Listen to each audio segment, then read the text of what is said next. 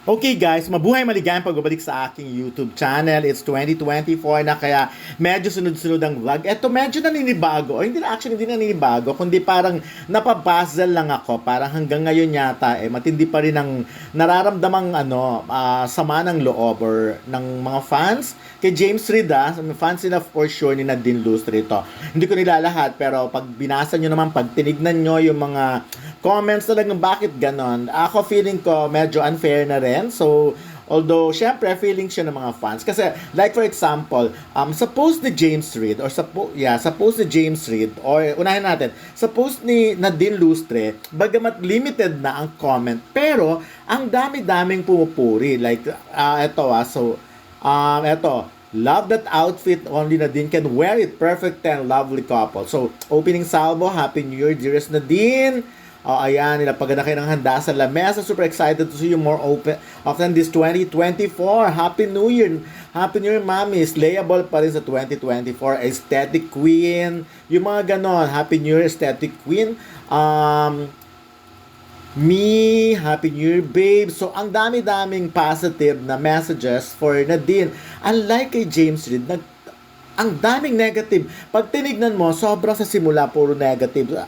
And for the first time, of course, nilimit na rin ni James yung mga comments sa kanya. Before kasi hinahayaan lang niya. Pero ito kasi galing to sa Instagram post din ni Isa Pressman. So, ni-repost ni James. At doon nga, nakita niya yung siguro parang ano ba yun?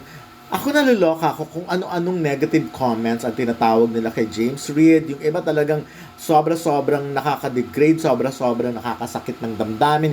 Kung ikaw ang tatawagin ng ganun, talaga ma-hurt ka. Like, pati yung mga kilos niya, pati nga itsura niya ngayon pinipintasan na hindi ko alam kung bakit. At ang dami-daming nagsasabi na dapat daw maghiwalay na yung James and Isa.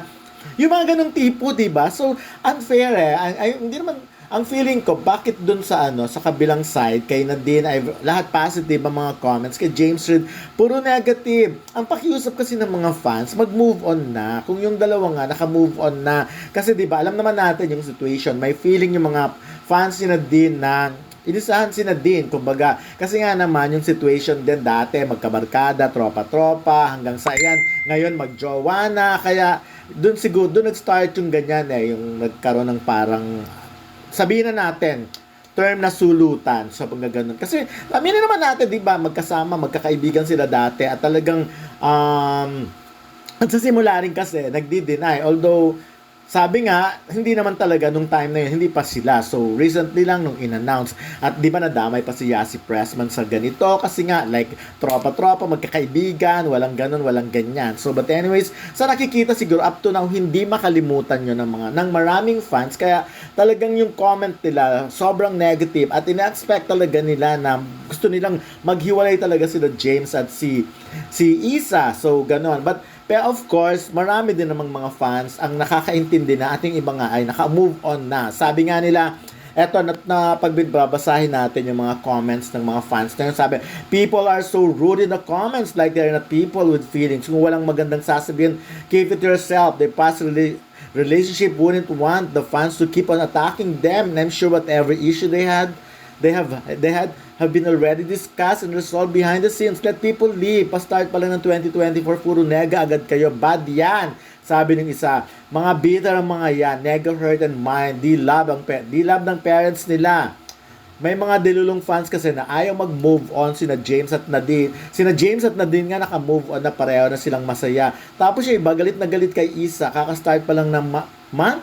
Puro na kabiteran ang pinairal sa katawan. Grabe ang mga hate comments nyo. Wala naman kayong paki kay James kung si Isa ang magustuhan niya. Wala naman paki si James sa inyo. Kung ayaw niyo sa kanya, wag masyadong pakialaman ng personal o buhay ng iba.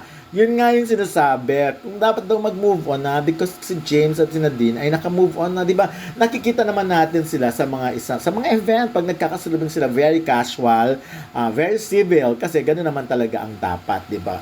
Anyways, nagsama naman kayo ng matagal silang dalawa bilang magjowa. So, yun na lang siguro ang medyo isipin. Of course, Hindi naman yan basta-basta. I mean, 'di ba? Alam naman natin, si Nadine of course nung time na yon, wala rin namang masasakit na sinabi eh. Hindi naman siya naglahad ng kanyang sentimiento or whatever. Wala siya, hindi niya nga sinabing ganito si James or ganyan si James, 'di ba? Unlike yung ibang breakup na na-witness natin, talagang durug na durug ang lalaki at yung babae talaga ang victorious in the end sa dulo kasi nga sila yung na-hurt. But in this case naman, parang wala namang ganung ano. Actually, si Nadine, hindi siya bitter eh.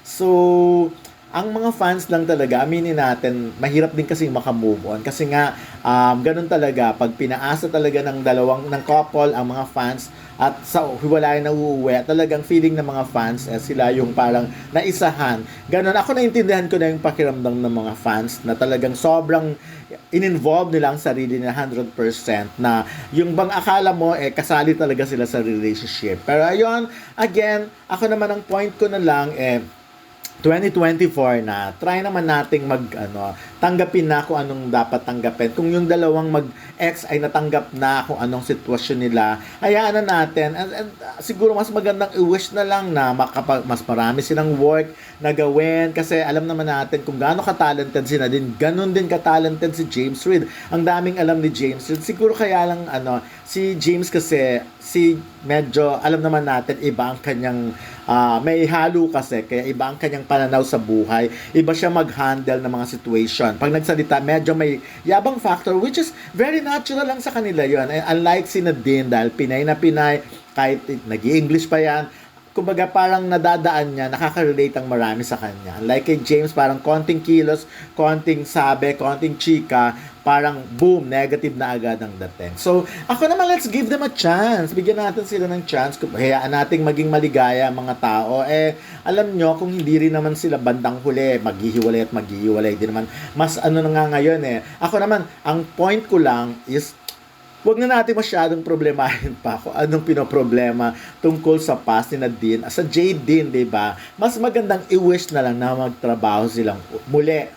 Magsama sila. May mga ganun naman na talagang sa work na. Tsaka hindi naman ito ang first time na may mga magjowa na nagkahiwalay, di ba? Actually, yung iba nga mag-asawa na may mga anak pa pero nagkahiwalay. Ito lang, so iba lang siguro magmahal ang mga fans ngayon. Pero mas matindi rin magmahal ang mga fans nung araw. Talagang nanggigera at nanggigera. Pero kasi ngayon, mas madaling mang-away dahil sa social media, madaling mag-comment. Kaya yun lang yun. Basta yun, sana ngayon 2024, move on na naman. Yun naman ang pakiusap ng ibang fans, no? Tama na yung pagiging delulo. Kung saan masaya yung dalawa, supportahan na lang. Kaya para mas bongga ang 2024, yun na lang yun.